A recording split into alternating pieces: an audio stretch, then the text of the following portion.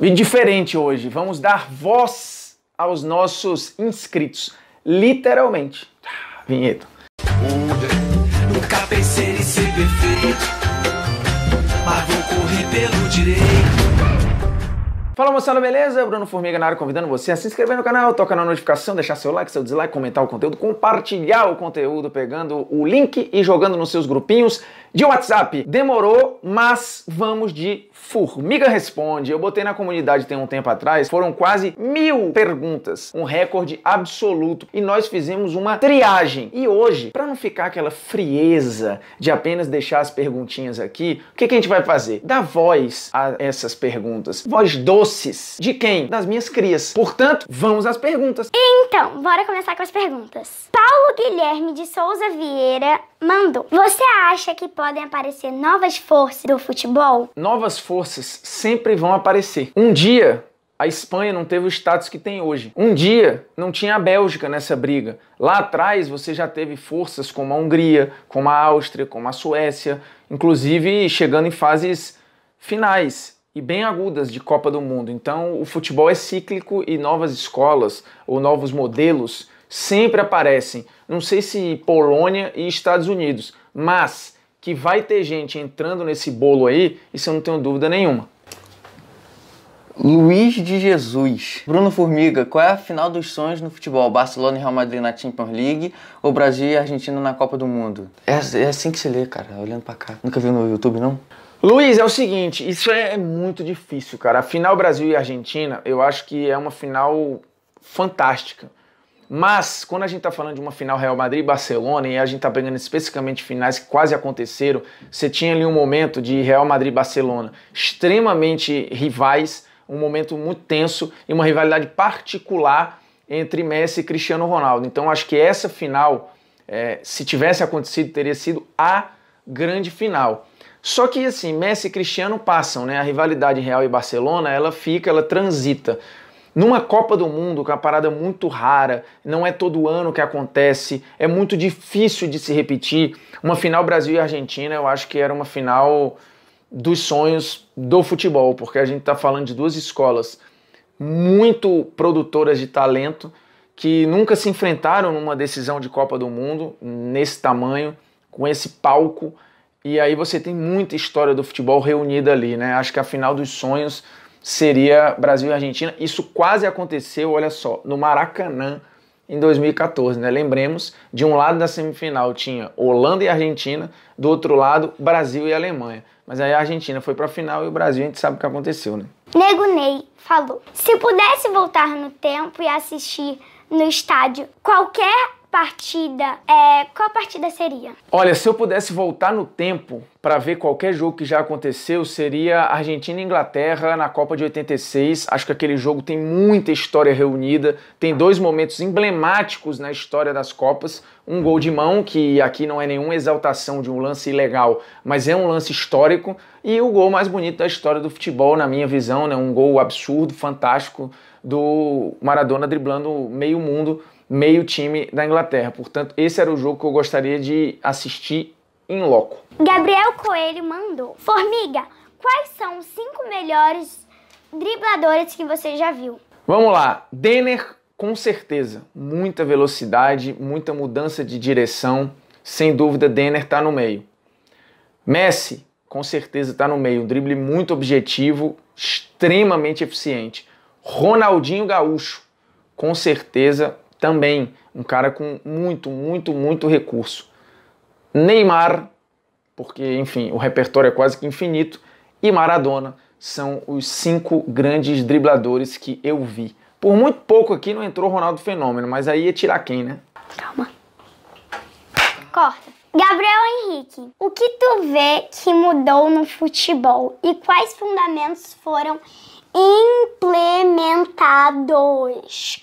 Pergunta difícil, né? Vamos abaixar a bolinha aí, por favor. A grande característica do jogo que mudou foi o passe. Esse passe hoje ele precisa ser muito aprimorado para fazer o jogo progredir. Um passe ruim, seja curto, seja longo, seja médio, o jogo não anda. E o jogo não andando, tudo ao redor vai ficar ruim, né? Vai ficar um jogo mais lento, vai ficar um jogo mais amarrado, vai ficar um jogo pior de se assistir. Miguel Batista, quem você acha que foi o técnico mais revolucionário da história do futebol? Qual foi o jogador mais revolucionário da história? Técnico mais revolucionário da história, pra mim, Rinus Michels, sem dúvida nenhuma. Um cara que pegou ali um momento no futebol dos anos 70 e deu uma bagunçada geral, e depois dele tudo precisou mudar, né? O Rinus Michels, acho que ele tem um legado gigantesco e muita coisa do que aconteceu até hoje se deve ao Rinus, né? Você fala, o Guardiola é inspirado no Cruyff, e o Cruyff é inspirado no Rinus. Então, assim, existe uma origem, e a origem é o Rinus Michels. Jogador mais revolucionário, já citei aqui, Cruyff. Ele foi uma ferramenta do Rinus Michels, um cara que precisou, de fato, mudar muito o que aconteceu na história do jogo. E se não existisse o Cruyff, tudo que o Rinus imaginou, talvez ficasse mais difícil de colocar em prática. Então o Cruyff é um cara multifuncional, fazendo vários papéis. Eu poderia citar aqui, por exemplo, o Pelé, e não seria um voto absurdo, porque o Pelé é um cara que revolucionou fisicamente o jogo, a intensidade do jogo mudou naquele momento, a questão de uma objetividade absurda, de uma efetividade absurda. E o Cruyff vem num outro momento, mas o Cruyff vem numa mudança, numa revolução tática muito importante, numa revolução de posição e de função também muito importante. Então o Cruyff, para mim, é o jogador mais revolucionário da história do futebol. 5. Nome bem legal, hein? Qual foi o jogador mais decidido na história do futebol? Decisivo. Decisivo. Me sigam no TikTok, por favor. Não corta essa parte, tá? Jogador mais decisivo da história, cara. Tem muita gente que briga aí, mas até em números, se a gente for ver gols em finais, gol em fases agudas, gol em final de Copa do Mundo, gol em fase aguda de Copa do Mundo, esse cara foi muito relevante para a sua seleção e para o seu clube, chama-se Pelé. Inclusive tem uma comparação pau a pau, Messi e Pelé, e o Pelé, ele teve mais momentos agudos em finais, né? Até porque, enfim, a gente tá falando de calendários diferentes, um cara que jogou muitas decisões, tanto pela seleção quanto pelo Santos, e foi muito decisivo em todas essas vezes, seja dando passe para gol, seja fazendo o gol, chamando a responsabilidade, olhando o desempenho clássicos também do Pelé, um desempenho contra os principais rivais do Santos, um desempenho que é extremamente preciso. Então Pelé é o jogador mais decisivo da história, na minha visão. MO10. Quem é o melhor, De Bruyne ou Ozil? De Bruyne ou Ozil, eu acho que é fácil. Eu entendo aqui que você deve ser um grande fã do Ozil, porém,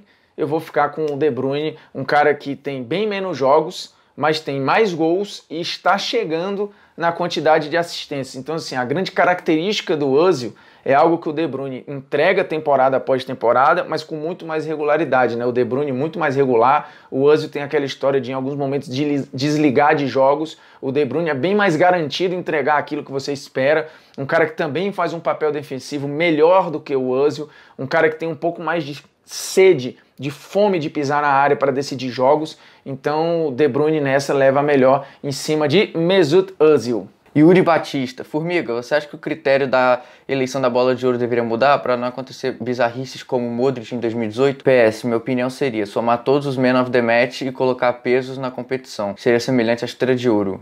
Yuri, eu tô 100% com você. Acho que o critério mais justo seria, até fora a história do Man of the Match, você pode pegar como a Placar fazia na Bola de Prata, e acho que foi sempre a eleição mais justa que já tivemos, de todo mundo acompanhar os jogos, os eleitos lá pela revista, ou pela FIFA, ou pela France Football, enfim, e em cada jogo você ter notas, né? E aí beleza, você pode pegar determinado campeonato que é mais difícil, colocar um peso 1,5, peso 2, gols em mata-mata, gols em decisões valendo mais, como inclusive é o critério da chuteira de ouro, né? Você tem campeonatos que valem mais, não necessariamente jogos que valem mais, mas você poderia pegar gols em finais e dar um peso maior, gols em mata-mata dar um peso maior, e por aí vai. E você fazer um apanhado mês a mês de quem de fato foi melhor naquele mês. E aí no final das contas você tem um mapa, um raio-x melhor para tomar a sua decisão. Eu acho hoje o critério extremamente subjetivo, ele é muito em cima do achismo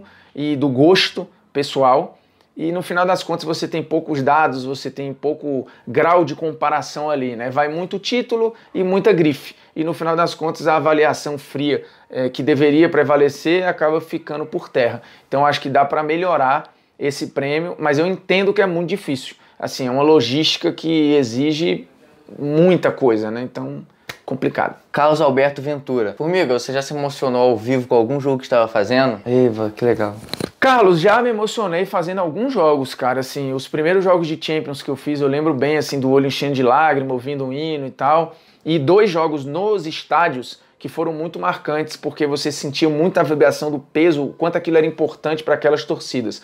O acesso do Remo da Série D para a Série C contra o Operário, eu tava no Mangueirão, assim, acabei até chorando no ar. Foi um jogo muito absurdo, assim, de torcedor ajoelhado no gramado. Você via, sabe, o barulho, cara, que fazia no Mangueirão, um negócio absurdo, assim, um negócio impressionante. E anos depois o acesso do Fortaleza, da Série C para a Série B, depois de 8 anos de Série C, esse jogo foi em Juiz de Fora. Também foi um jogo muito emocionante, assim, pelo peso, pelo que aquilo representava. E aí você vê o quanto é importante isso para aquelas pessoas, né? Não só para os jogadores, como são técnico e torcida. Você tem funcionários que passam longe de ganhar um salário absurdo, que tem aquilo ali como uma grande vitória pessoal. Então aquilo foi muito arrepiante, assim, estar no lugar que as coisas acontecem, isso acaba fazendo muita diferença. É isso, qualquer dia, qualquer horário a gente volta com o outro Formiga Responde. Beleza? Agradecendo de novo a sua inscrição no canal, toque na notificação, deixe seu like, deixe seu dislike, pegue o conteúdo, espalhe por aí nos seus grupinhos de WhatsApp. Beleza? É nóis, tamo junto, um abraço.